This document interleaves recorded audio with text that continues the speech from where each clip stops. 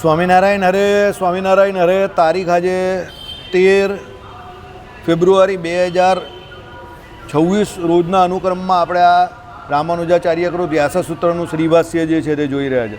જો આપણે આ ચાલુ કર્યું ને આવ્યો ને આ શનિ કેતુનો કમાલ ચોથે ગુરુ હોય ને તો આ નહીં આવે અત્યારે. આ ચોથે શનિ કેતુનો કમાલ આ. અમારે કોઈ પણ જગ્યા પર ફ્લેટ સીધો રસ્તો નહીં હોય. અમારે રસ્તો ને અમારી જગ્યા બનાવવી પડે ને મગજ એકદમ શાંત રાખવાનું. લીંબુ કેળા રસ્તામાં બધા જ આવે હેરાન કરવા. ને ચોથે શુક્ર હોય ને તો બાપ દાદા જ આપી જાય ને બધું. સસયોગ થઈ જાય ને ચોથે શુક્ર હોય એમાં તુલાનો શુક્ર હોય. પછી તમને કહું કે એટલે સ્વરાશિસ્થ થયો મીનનો શુક્ર હોય તો કામ થઈ ગયું. બાપ દાદાનું જ વાપરવાનું એણે. જમીન મિલકત મારા દીકરાની મિસિસ અમેરિકા છે ને એને બિનમાં ગુરુ છે શુક્ર છે. કઈ સ્થાનમાં છે? ચોથે છે ને. એનો બોન જ્યાંથી થયો હશે ને જે ઘરમાં એ સારા મિલકતમાં જ રહેતી હશે ત્યારથી. એ તમને કહું ને એનો કમાલ છે. અમુક બાબતમાં તો અમુક પ્રિડિક્શન તો આ લોકોના એટલા પરફેક્ટ હોય છે ને કે આપણે એમ થાય કે સેલ્યુટ ટુ ધેમ. એમ જે લોકો લખી ગયા છે ને આમ જરા આમ સોરી ગુરુ છે ચોથે અને 12નો શુક્ર છે ને બીજે શુક્ર એટલે એના આવ્યા પછી જે ઘરમાં આવે ને એ ઘરમાં રૂપિયા પૈસા સારા આવે. 7મે હોય તો પણ એવું થાય. ચાલો 7મે ગુરુ હોય તો 7મે શુક્ર હોય તો એટલે મીનનો જોઈએ એવું ઊંચનો જોઈએ. ઊંચનો જોઈએ. સ્વરાશિ હા કન્યાનો કે એવો હોય ને તો એટલી ઇફેક્ટ નહીં આવે. તુલાનો હોય તો તુલાનો આપે. મારી આ ગ્રાન્ડ ડોટર છે ને કૃષ્ણા મેડિકલમાં MBBS એને શુક્ર છે તુલા. ચાલો આપણે ગઈકાલે જોયું એ પ્રમાણે કે ભાઈ 2 પ્રકારની વાત થયેલી. હવે આગળ જોઈએ. વળી તમે કહ્યું કે નિર્વિષય અને નિરાશ્રય એવી જે સ્વપ્રકાશ અનુભૂતિ તે પોતામાં રહેલા દોષને લીધે પોતાને અનંત આશ્રયવાળી અને અનંત વિષયવાળી અનુભવે છે. બરાબર. જેને પોતાને કંઈ પણ વિષય નથી, જે કશામાં આશ્રય કરી રહેલી નથી.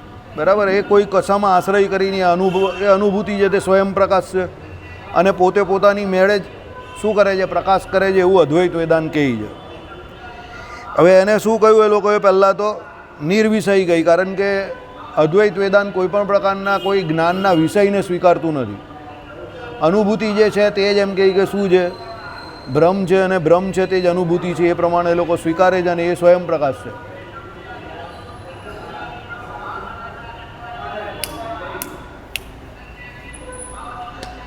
એટલે એ નિર્વિષય અને નિરાશ્રય એવી જે સ્વપ્રકાશ અનુભૂતિ પોતામાં રહેલા દોષને કારણે. હવે એ જે અનુભૂતિ છે એનામાં પોતામાં દોષ કોને લીધે? અવિદ્યાને કારણે. પોતાને અનંત આશ્રયવાળી અને અનંત વિષયવાળી અનુભવે છે. એટલે એ જે બ્રહ્મ જે છે તે જ પોતાને અનંત આશ્રયવાળી અને અનંત વિષયવાળું સમજે. એટલે કેવી રીતે કે ભાઈ આ બ્રહ્મ જે છે તે પોતે એમ કહે કે સ્થાવર જંગમમાં બધા રૂપે થાય છે. એટલે અનંત પ્રકારના એના વિષય અને અનંત પ્રકારના આશ્રય થઈ ગયા. મૂળભૂત એ બ્રહ્મ જે છે તે એક જ છે. પણ આ બધું જે કંઈ થયું તે એના અજ્ઞાનને કારણે થયું. કોને લીધે? અવિદ્યાને કારણે થયું. બરાબર. ત્યાં તમારે ખુલાસો કરવો જોઈએ કે પોતામાં એટલે અનુભૂતિમાં રહેલો આ દોષ પારમાર્થિક ખરો છે કે મિથ્યા છે? હવે તમે એ અનુભૂતિમાં દોષ કયો જેને લીધે આ જે અનુભૂતિ જે છે તે અલગ અલગ વિષયવાળી જુદા જુદા અને ગોપાલ જરા કહી દે નહીં કે અહીંયાની જરા દૂર બૂમ પાડે.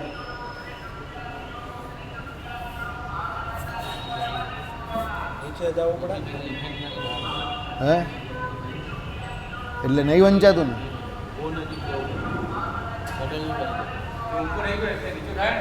હા એ તો નીચું કરી દઈશું ને થઈ જાય.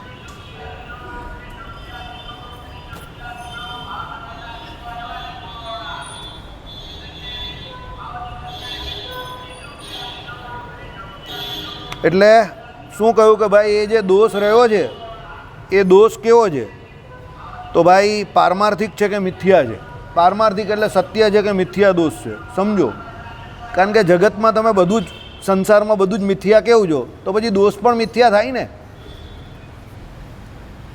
તમે બધાને મિથ્યા કહેવું તો તેમાં રહેલો દોષ પણ મિથ્યા થાય. એટલે જે મિથ્યા એટલે શું? જે નથી અને જે ભાસે કે દેખાય એ મિથ્યા. હવે તમે એમ કહો છો કે ભાઈ એ અનંત રૂપે જે બધું એક જ ભાસે છે દોષને કારણે, તો એ દોષ કેવો છે? દોષ એટલે અવિદ્યા. તો એ અવિદ્યા કેવી? સત્ય કે મિથ્યા? બરાબર. ચાલો, પારમાર્થિક તો નહીં જ, કારણ કે એવું તમારું માનવું નથી. મિથ્યા પણ નહીં, કારણ કે એમ હોય તો દ્રષ્ટા એટલે કર્તા રૂપે અને દ્રશ્ય કર્મ રૂપે, વાહ, દ્રશી ક્રિયા રૂપે મિથ્યા માનવો જોઈએ. એમાંથી દ્રશી રૂપે બને નહીં, કારણ કે એક દ્રશી એટલે અનુભૂતિને બીજી દ્રશીથી જુદી તમે સ્વીકારતા નથી. વળી જેમાં એ દોષ એટલે ભ્રમ રહેલો છે એવી જે અધિષ્ઠાનભૂત સાક્ષાત દ્રશી એટલે અનુભૂતિ, તેને તમે મિથ્યા માનતા નથી. કેમ કે એમ કરવાથી માધ્યમિક પક્ષનો પ્રસંગ આવે. માધ્યમિક એટલે શું? બૌદ્ધ વિજ્ઞાનવાદ, જેમાં અધિષ્ઠાન વિજ્ઞાનનો નિષેધ પણ કરવામાં આવે છે તે. હવે આમાં છે ને થોડીક એક માથાકૂટ એ છે કે જગતગુરુ શંકરાચાર્યને છે ને પ્રચ્છન્ન બૌદ્ધ કહેવામાં આવેલા છે.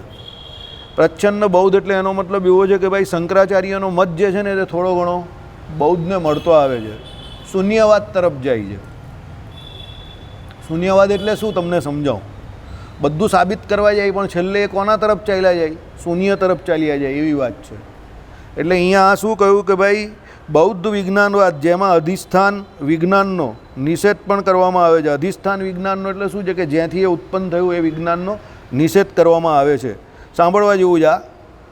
કારણ કે એમ હોય તો દ્રષ્ટા એટલે કર્તા રૂપે, બરાબર. એટલે જે દ્રષ્ટા એટલે જે જોનારો છે તે કર્તા. દાખલા તરીકે તમે અત્યારે અહીંયા બેઠા છો, તમે મને જોઈ રહ્યા છો, તો તે જોનારો જે છે તે કર્તા છે. પછી આવે દ્રશ્ય એટલે કર્મરૂપે, તો તમે જે દ્રશ્ય જોઈ રહેલા છો કે જે કરી રહેલા તે કર્મરૂપે છે. અત્યારે તમારા માટે હું અને અમારા માટે તમે કર્મરૂપે છીએ. અમે તમને જોઈ રહેલા, તમે મને જોઈ રહ્યા છો. વા દ્રશી એટલે ક્રિયા રૂપે મિથ્યા માનવો જોઈએ. એટલે જે ક્રિયા થઈ રહેલી અત્યારે તે શું છે? દ્રશી છે, બરાબર. તો એ રૂપે મિથ્યા માનવો જોઈએ. એમાંથી દ્રશી રૂપે બને નહીં, એમાંથી ક્રિયા જે છે તે રૂપે મિથ્યા બને નહીં. કારણ કે એક દ્રશી એટલે એક અનુભૂતિને બીજી દ્રષ્ટિથી જુદી તમે સ્વીકારતા નથી. કારણ કે એ લોકો અનુભૂતિ જે છે તે બધી એક સીધી સળંગ જ માને છે, સ્વયં પ્રકાશ. એ લોકો કે એવું નહીં માનતા કે ભાઈ એકની સાથે બીજીને, બીજી સાથે ત્રીજીને, ત્રીજી સાથે ચોથી અનુભૂતિ. સમજો, આપણે એવું માનીએ છીએ કે ભાઈ તમે જે પ્રમાણે સામે દ્રશ્ય જુઓ એ પ્રમાણે તમારી અનુભૂતિ બદલાય. દાખલા તરીકે ઘનશ્યામ મહારાજના વાઘા, તો આજના વાઘા વિમલને સૌથી વધારે ગમે છે. વિમલ પછી આવે બીજું કોણ હતું, મને કોણ કહી ગયું? પેલા કાકા, પરિમલ કાકા, એ કહી ગયા, એમને પણ બહુ ગમે છે. પછી ત્રીજું કોણ કહી ગયું? દેવસીભાઈ, એમને પણ બહુ ગમે છે. તો મને વાઘા એ ગમે છે, પણ મને કલર જે છે તે થોડો શાંત લાગે છે. કારણ કે મારો સ્વભાવ થોડો વધારે પડતો એગ્રેસિવ છે, એટલે મને થોડો કલર વધારે શાંત લાગે. એટલે મને કોઈ યંગ માણસ પણ બહુ શાંત કપડાં પહેરે તે ન ગમે. યંગ છે તો આ ઉંમરમાં તારે થોડા કપડાં ભપકાદાર પહેરવા જોઈએ, એવું હું માનું. પછી અમારી ઉંમર થાય પછી એ ભપકાદાર ના પહેરે તો ઇટ ઇઝ ઓકે, પ્રસંગોપાત. હવે કહેવાનું તાત્પર્ય અહીંયા શું છે તે તમે સમજો. અનુભૂતિ આપણી જે છે તે કેવી છે? તો આપણે જેવું દ્રશ્ય જોઈએ છે એ પ્રમાણે આપણી અનુભૂતિ થાય છે. હવે દાખલા તરીકે આરતીના ટાઈમમાં અને એમાં ફેરફાર થયો. રવિવારથી 7:45 7:30 દર્શન બંધ અને 8:45 શયન આરતી. હવે આમાં મિક્સ પ્રકારની અનુભૂતિ થાય. પહેલી અનુભૂતિ જે 7:45 આરતી કરી દીધી દેટ ઇઝ ક્વાઇટ ગુડ. એમાં શાંતિ, કે ભાઈ ઘરેથી શાંતિથી અવાય. એટલે આરતીનો સમય જરા હવે શાંત એવો થઈ ગયો 7:45 કે આપણે આરામથી ઘરેથી આવ્યો તો આરતી થઈ જાય. પણ પછી બીજી અનુભૂતિ એવી થઈ કે ભાઈ 7:30 જ દર્શન બંધ, તો હવે પદ નહીં ગવાશે. સમજ પડી? ત્રીજી અનુભૂતિ, સત્સંગનો સમય વધી જશે 15 મિનિટ, કારણ કે 8:45 આરતી થઈ ગઈ, તો પાછી એ પણ અનુભૂતિ સારી છે. એટલે અનુભૂતિ કેવી છે? મિક્સ પ્રકારની છે. બહુ સારી પણ નહીં ને બહુ ખરાબ પણ નહીં. હવે જો એ 7:45નો ટાઈમ થઈ જાય તો પાછું બધું બરાબર થઈ જાય. હવે તમને સમજ પડે છે હું જે કહું જ તે? એટલે આપણા વિશિષ્ટાદ્વૈત વેદાંત પ્રમાણે અનુભૂતિ કોઈ ફિક્સ વસ્તુ નથી એમ. દાખલા તરીકે શરદી પડવાની તો શરદી પૂરી થઈ ગઈ, તો હવે ગરમી આવવાની તો ગરમીની સિઝન છે, પણ ગરમીની સિઝનથી અમારા બેની અનુભૂતિ જરા વીક થઈ જાય. પણ વિમલ છે, અશોકભાઈ છે, એ લોકોની અનુભૂતિ સારી થઈ જાય. સમજ્યા? ને ઠંડી આવવાની હોય તો અમારા બેની અનુભૂતિ બહુ જોરદાર થઈ જાય. જેવા ચાતુર્માસ પૂરા થાય ને એટલે અમને બેને હાશ થાય, મજા આવશે હવે જીવવાની. કારણ કે અમને એકચ્યુઅલી એવું લાગે કે આ 3 મહિના જ ઇન્ડિયામાં જીવવાની મજા આવે, ડિસેમ્બર, જાન્યુઆરી ને ફેબ્રુઆરી. બાકીના 9 મહિના તો ગરમી જ ગરમી, એટલે કે આ ગરમી કાં ઓછી ગરમી એવું એમ. પણ આ 3 મહિના એવું હોય કે તમને ગરમીનો અહેસાસ નહીં થાય પંખો ચાલુ કર્યા વગર, એટલે અમને લોકોને જરા મજા આવે. હવે આ લોકો જેવો હોય તે કેક્કાઈ જાય છે ઠંડીની અંદર, સુન્નાટો ને સસવાટો થઈ જાય છે સુરતની ઠંડીમાં. પાછા થોડુંક મને એસ્ટોનિશિંગ પણ થાય કે સુરતની ઠંડીમાં આ લોકોને આવું થઈ જાય. પણ હવે એ લોકોની એવી અનુભૂતિ છે તો એમાં કંઈ હું કંઈ કરી નહીં શકતો. એટલે આપણા માટે કેવી વસ્તુ છે, અનુભૂતિ કોઈ ફિક્સ વસ્તુ નથી. એક જ ઘટનામાં કોઈ એક વ્યક્તિને સારી અનુભૂતિ થાય તો બીજાને એની અનુભૂતિ થોડી ઓકે હોય ને ત્રીજાને કદાચ નોટ ઓકે પણ હોય, નહીં ગમે એને. સમજાવ મારી વાત? ઘટના એક જ ઘટે છે પણ એના પરિણામ રૂપે એની અનુભૂતિ જે છે તે બધાને અલગ અલગ વર્તે છે. આપણે આગળ ચર્ચા કરેલી છે, બરાબર? એટલે વિશિષ્ટાદ્વૈત વેદાંત પ્રમાણે અનુભૂતિ એક એવો વિષય છે કે બધા માટે અલગ અલગ છે. પણ અદ્વૈત વેદાંત માટે એવું નથી. એ લોકો તો અનુભૂતિ એને જ સ્વયં પ્રકાશ માને છે અને એ ભ્રમ જે છે તે જ પોતે જ અનુભૂતિ છે. કારણ કે અનુભૂતિને લોકો વિષય તરીકે પાછી નહીં માનતા. સમજો કે એ બ્રહ્મનો વિષય છે એવું નહીં માનતા. દાખલા તરીકે આપણામાં જે જ્ઞાન જે છે તો જ્ઞાન જે છે એનો કોઈ વિષય હોવો જરૂરી છે. કેવી રીતે જ્ઞાનનો વિષય હોવો જરૂરી છે? તો હું અત્યારે ટી શર્ટની વાત કરું તો અહીંયા મંદિરમાં કેટલા લોકો ટી શર્ટ પહેરીને આવેલા છે? તો 1 2 3 4 5, બરાબર? તો 5 6 પેલા કોચ જે છે તે, બરાબર? એટલે 6 જણા અહીંયા ટી શર્ટ પહેરીને આવેલા છે, 7મો છોકરો.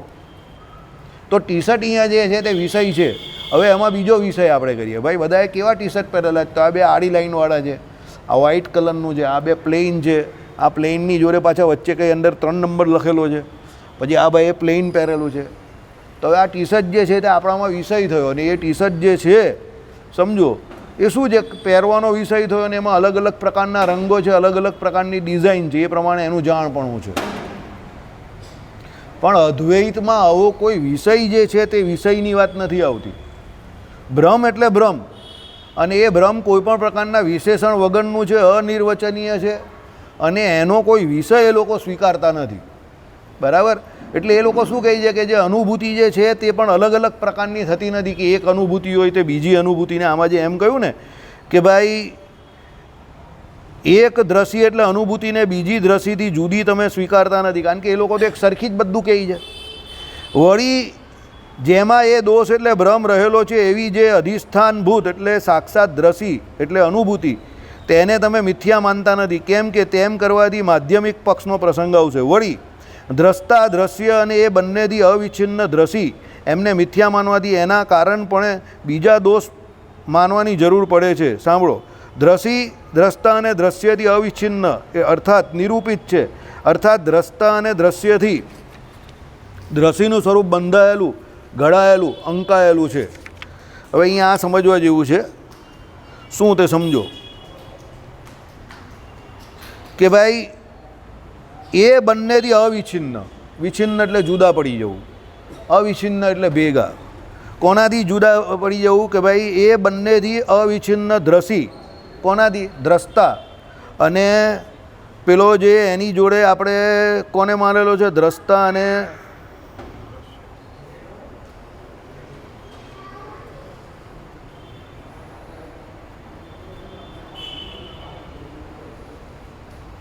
દ્રશ્ય. દ્રષ્ટા અને દ્રશ્ય એટલે એનાથી શું કહ્યું છે? દ્રષ્ટા અને દ્રશ્ય. એનાથી દ્રષ્ટિ જે છે એ જોડાયેલો માનવો પડે. વાસ્તવિકતામાં એ જોડાયેલો એ લોકોના મતે નહીં થતો, આપણા માટે તો એવું થાય. સમજો, આ આપણે દ્રષ્ટા છે, સામે દ્રશ્ય છે ને એની અનુભૂતિ જે છે તે મને થાય છે. સમજો, તો આપણા માટે એ આખું જોઈન્ટ પિક્ચર છે. દાખલા તરીકે મારા માટે શું છે કે હું દ્રષ્ટા છું, બરાબર છે? આ દ્રશ્ય એટલે જે કોઈ ક્રિયા થાય છે તે, અને આ આખું દ્રશ્ય છે. તો આ દ્રશ્ય અને દ્રશ્ય જે ક્રિયા આપણી થઈ રહેલી તો આપણા માટે આ જોઈન્ટ પિક્ચર છે બધા માટે, બરાબર? એટલે આપણા માટે આ જોઈન્ટ પિક્ચર છે. એ લોકો માટે આવું પિક્ચર નથી. કેમ? એ લોકો એવી રીતે કોઈને સ્વીકારતા જ નથી. આ જ્ઞાનમાં આ વ્યવહાર જ નહીં સ્વીકારતા કે ભાઈ એક દ્રશ્ય અલગ છે કે દ્રષ્ટા અલગ છે કે દ્રશ્ય અલગ છે. જ્ઞાનનો જે સૌથી વ્યવહારિક વિષય જે બતાવેલો છે તે વિશિષ્ટાદ્વૈત વેદાંતમાં જ બતાવેલો છે. શનિ કેતુ તમે કંઈ કરી પણ નહીં શકો. એટલે કુદરતી રીતે અમારામાં ધીરજ જે હોય ને બહુ ખતરનાક આવી જાય એમ.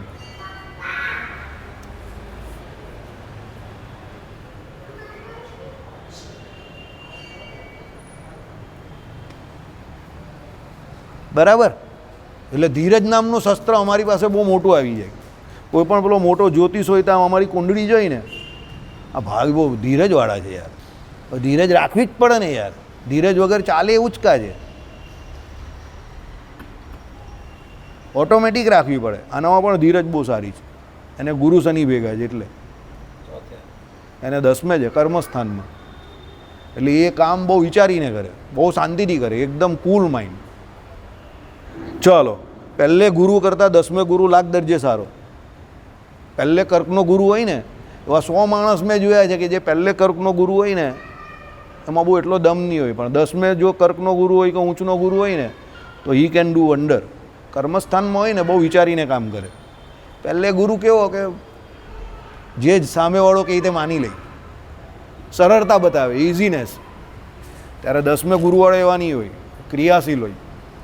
જ્ઞાન હોય ને એ પ્રેક્ટિકલ વધારે, એ લોકો ઇમ્પ્લિમેન્ટેશન વધારે હોય એ લોકોનું. ત્યારે પહેલે ગુરુવાળા માની લે એવું મળે છે ને, બેઠું લઈ લેવું નહીં શાંતિથી, ઇઝનેસ. ચાલો, એટલે શું કહ્યું કે ભાઈ બીજો દોષ માનવાની જરૂર પડે છે, તેથી અનવસ્થા પ્રાપ્ત થાય છે. આ મુસીબત ટાળવા માટે તમે કહેશો કે પરમાર્થ સત્ય અનુભૂતિ કે જે બ્રહ્મનું સ્વરૂપ છે તે જ દોષ છે. કાં આવી ગયા સીધા કે ભાઈ જે અનુભૂતિ છે તે જ પોતે દોષ રૂપે છે. સમજો, એટલે કહેવાનો મતલબ શું છે કે જે પેલું બ્રહ્મ જે છે એની અંદર જ અવિદ્યા સિદ્ધિ આવી ગઈ. છેલ્લે એવું જ કહી દે, એવું જ માને ને એકચ્યુઅલી એ લોકો કે બ્રહ્મ જે છે એને અવિદ્યા આવી અને એને કરીને એ બ્રહ્મે પોતાને શું માની લીધું? જીવ તરીકે કલ્પી લીધું. બાકી એકચ્યુઅલી એ બ્રહ્મને વિશે કોઈ અવિદ્યા આવી શકે એવું જ નથી. કારણ કે બ્રહ્મ પોતે સ્વયં પ્રકાશ હોય, જ્ઞાન સ્વરૂપ હોય, તો અવિદ્યામાં પ્રવેશ જ કેવી રીતે કરે? સમજો, દોષ આવે ક્યારે? આપણામાં પણ કોઈ દોષ આવે ક્યારે? આપણે જ્યારે માયાના સત્વગુણ, રજોગુણ અને તમોગુણથી અભિભૂત થઈએ ત્યારે દોષ આવે ને. પણ ભગવાન જે બ્રહ્મ જે છે એનામાં તો માયાના સત્વ, રજ અને તમ 3 ગુણ આવતા જ નથી. આ લોકો બોલે છે પેલું એક સાંજે આ અષ્ટક એમાં આવે છે ને ત્રિસર્ગો મૃષા જન્માદ્યસ્ય યત. બરાબર, શ્રીમદ ભાગવતનો પહેલો શ્લોક. બરાબર, અને આમાં સૂત્ર આવે છે જન્માદ્યસ્ય, એટલે એનો મતલબ જગતની જે ઉત્પત્તિ, સ્થિતિ અને પ્રલય એને કરનાર જે છે તે. એમાં ચોખ્ખું બોલે છે યત્ર ત્રિસર્ગો મૃષા. યત્ર ત્રિસર્ગો મૃષાનો અર્થ શું થયો? કે બ્રહ્મને વિશે માયાના 3 ગુણ, સત્વગુણ, રજોગુણ અને તમોગુણ, એનું કાર્ય ત્રિકાળને વિશે નથી. ત્રિકાળ એટલે ભૂત, ભવિષ્ય અને વર્તમાન. એટલે અહીંયા કહેવાનો મતલબ શું છે? માયા ભગવાનની શક્તિ છે. માયાનો ઉપયોગ કે ઉપભોગ ભગવાન પોતે જગતની ઉત્પત્તિ, સ્થિતિને પ્રલય કરવા માટે કરે છે. પણ એ માયા ભગવાન ઉપર અભાવ કે પ્રભાવ, એટલે પ્રભાવ પાડી શકતી નથી. એમ કે માયાનો અભાવ પણ ભગવાનને નડતો નથી. લક્ષ્મીજીનું બહુ શ્રેષ્ઠ ઉદાહરણ આપેલું છે. જ્યારે સમુદ્ર મંથનવાળી લીલા થઈ ત્યારે લક્ષ્મીજી જેવા સમુદ્રમાંથી બહાર નીકળ્યા, સમુદ્ર એમના પિતા, અને એમાંથી બહાર નીકળ્યા એટલે દેવતાઓ એને વરવા માટે તૈયાર થઈ ગયા. લક્ષ્મીજી કોને નથી જોઈતા? બધાને જ જોઈએ. અરે ઋષિ મુનિઓ વરવા તૈયાર થઈ ગયા, અસુરો પણ વરવા તૈયાર. પણ ભગવાન નારાયણ જે બેઠેલા હતા ને તે એકદમ અનઅપેક્ષિત, આમ આંખ મીચીને શાંતિથી બેસી રહેલા. એને કોઈ અપેક્ષા જ નહીં કે આ મારી જોડે આવે. તો પણ લક્ષ્મીજી બધાને છોડીને સીધા ભગવાન નારાયણ પાસે આવ્યા અને ભગવાન નારાયણના માથામાં પણ એમને ગળામાં સીધી વર માળા પહેરાવી દીધી. હવે દેવતાઓને બધાને મરચી તો લાગી ત્યારે કે ભાઈ આ તો અનપેક્ષિત વ્યક્તિ છે, એ તો કંઈ ઈચ્છા જ નહીં રાખતા, તો પણ લક્ષ્મીજી એમને કેમ વર્યા? તો લક્ષ્મીજી એનું કારણ બતાવે છે કે ભાઈ રૂપ, ગુણ અને બીજી જે પણ કોઈ બાબત છે એમાં સૌથી વધારે જો કોઈ વ્યક્તિ અનપેક્ષિત હોય તો એ નારાયણ છે, જેને મારી કોઈ ચિંતા જ નથી. અને લક્ષ્મીજીને એ નારાયણ ભગવાને પોતાના વક્ષસ્થળમાં સ્થાન આપેલું છે. લક્ષ્મીજી પોતે તો પણ એ નારાયણ ભગવાનની ચરણચંપી કરે છે. લક્ષ્મીજી ભગવાનને એટલા પ્રિય છે કે ભગવાને પોતાના વક્ષસ્થળમાં એમને સ્થાન આપેલું છે. શ્રીમદ ભાગવત દસમ સ્કંદ, ગોપીઓ જે ભગવાનની સ્તુતિ કરે તેની વાત. પણ લક્ષ્મીજી તો પણ એ ભગવાનની ચરણચંપી કરે છે. અને ભગવાન એને એમને અંદર જગ્યા આપવા છતાં પણ પોતે અનપેક્ષિત. ભગવાનને એવું નથી કે આ લક્ષ્મી કાયમ મારી પાસે રહે. એટલે પુરાણોમાં એક વાર્તા કથા આવે છે. લક્ષ્મીજીએ પૂછ્યું કે તમારા માટે મોટું કોણ, અમે કે ભગવાન તમારા ભક્તો? બહુ મોટું ચરિત્ર છે આ. પણ રીસામણાને મેણ બધું મનામણાને બધું બહુ થઈ ગયેલું આમાં પણ. તો ભગવાન કહી, જો તમને અમારા હૃદયમાં સ્થાન ખરું, પણ અમારા હૃદયના ફક્ત 25% ભાગ ઉપર તમારું સ્થાન, એટલે 1/4. તે કે બાકીના 3/4 ભાગ પર કોનું સ્થાન? તે કે એ મારા ભક્તોનું સ્થાન.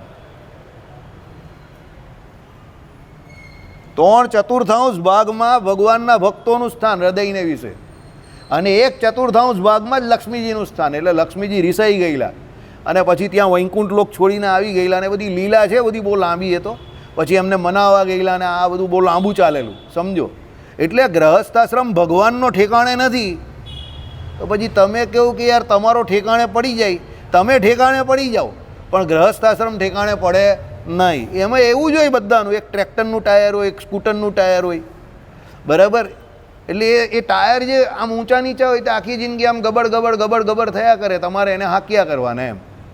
એમાં જે સમાધાનકારી વલણ રાખે, શાંતિથી જે જીવી જાય તે જીવી જાય, જે ન જીવી શકે તે જય સ્વામિનારાયણ, કોર્ટમાં પછી વકીલ પાસે જાય, બરાબર?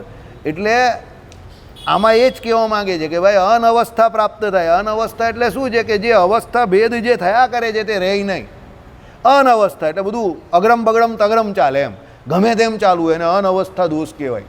આપણે શું કહીએ, એકમાંથી બીજું, બીજામાંથી ત્રીજું, ત્રીજામાંથી ચોથું, એ અવસ્થા છે. દાખલા તરીકે આપણે નાના જ્યારે છોકરાનો જન્મ થાય, આપણી અંગ્રેજીમાં કહીએ તો ઇન્ફન્ટ અવસ્થા સ્ટેજ આવે. હવે એમને ખબર હોય, તમને તો પાછું ખબર નહીં હોય, એટલે પાછું મારે ગુજરાતીમાં કહેવું પડશે. 12 અવસ્થા આવે, કુમાર અવસ્થા આવે, પૌંગંડ અવસ્થા આવે, કિશોર અવસ્થા આવે, યુવા અવસ્થા આવે, પછી પ્રૌઢ અવસ્થા આવે ને વૃદ્ધાવસ્થા આવે. આ બધી અવસ્થા ગુજરાતીમાં મેં તમને કહી. હવે એ જે અવસ્થા જે છે ને તે બધી ક્રમે ક્રમે ચાલતી હોય, પણ જ્યારે એ ક્રમે ન ચાલે ત્યારે એમાં અવસ્થા દોષ એટલે અનવસ્થા કહેવાય. અમારી જોડે મને યાદ છે, આજે પણ 10મા ધોરણમાં એક છોકરો હતો, ત્યારે એના વાળ સફેદ હતા. હું આ વાત કરું તમને 1988ની. 10મા ધોરણમાં એના વાળ સફેદ થઈ ગયા, એટલે એનો મતલબ એને અવસ્થા દોષ લાગી ગયો, એટલે અનવસ્થા આવી ગઈ. એટલે એને જલ્દી વહેલી પડતી એને વૃદ્ધ અવસ્થા જેવું આવવા માંડ્યું. એમ કહેવાનું તાત્પર્ય શું છે કે જ્યારે અવસ્થા જળવાઈ ન રહે એટલે એને અનવસ્થા કહેવાય, એટલે એને અવસ્થા દોષ કહેવાય. એ રીતે અહીંયા કહેવા માંગે છે. સાંભળો કેવી રીતે, સમજો. પણ જો ભ્રમ પોતે જ દોષ હોય તો પ્રપંચ દર્શનનું એ પોતે જ મૂળ કારણ બને. ભાઈ તમે ભ્રમની અંદર જ દોષ કે ભ્રમ પોતે જ દોષ થઈ જાય ભગવાન જ, તો આ પ્રપંચ જે આ સંસાર જે છે એ દર્શનનું મૂળ કારણ એ જ બને. એટલે એ ભ્રમ પોતે જ તમને અંદર નાખવાના. ભગવાન તો કોઈને સંસારમાં નાખતા નથી ને, સમજો. ભગવાન તો તમને સંસારમાંથી મુક્તિ અપાવનારા છે. તો એ બ્રહ્મમાં પોતાનામાં જ દોષ હોય તો પછી પ્રપંચ એનાથી જ ઉત્પન્ન થયેલો કહેવાય. જો પ્રપંચ અને સંસારમાં થોડો અમુક જગ્યા પર ફરક પણ કયો છે. સંસાર એટલે જે નોર્મલ છે તેને, પ્રપંચ એટલે તમે અંદર જે ફસાઈ જાઓ ને એ પ્રપંચ કહેવાય. એટલે અદ્વૈતીઓ પ્રપંચ અને સંસાર બંને એક જ કહે. જે લોકો કહે કે સંસાર એટલે પણ ફસાવાનું ને પ્રપંચ એટલે પણ ફસાવાનું એમ, બરાબર? એટલે અહીંયા શું કહ્યું કે વળી ભ્રમ પોતે જ દોષરૂપ હોય તો ભ્રમ નિત્ય હોવાથી મોક્ષનો અવકાશ જ ન રહે. જોઈએ ભ્રમ પોતે જ દોષવાળો છે તો પછી એનો મોક્ષ પણ કાઢી થાય, એ તો નિત્ય છે, કારણ કે દોષનું નિરાકરણ કાઢી થાય. કોઈ બીજામાં દોષ હોય તો ભ્રમ દૂર કરે ને. દાખલા તરીકે કોઈ બીમાર હોય તો એને દવા આપીએ, કોઈ સૂઈ ગયો હોય તો એને ઉઠાડીએ, પણ કોઈ સૂવાની એક્ટિંગ કરતો હોય તો તમે શું કરો એને? ઘણા લોકો નથી હોતા, અમારા ઘરે જ કહીને બોલો ભાઈ જરા પાણી આપજે, તો કે હું સૂઈ ગયો છું, પાણી નહીં આપીશ. હવે સૂઈ ગયો હોય તો એવું બોલે ખરો? તો અમારે ત્યાં બોલે એવું. એટલે આપણે સમજી લેવાનું કે એની પાણી આપવાની દાનત નથી, એટલે તમારે નીચે જઈને લઈ લેવાનું એમ. અમારે ત્યાં આવી બધી મેન્ટલ કસરત બહુ ચાલે. કામ નહીં કરવાની, કરવાની નહીં.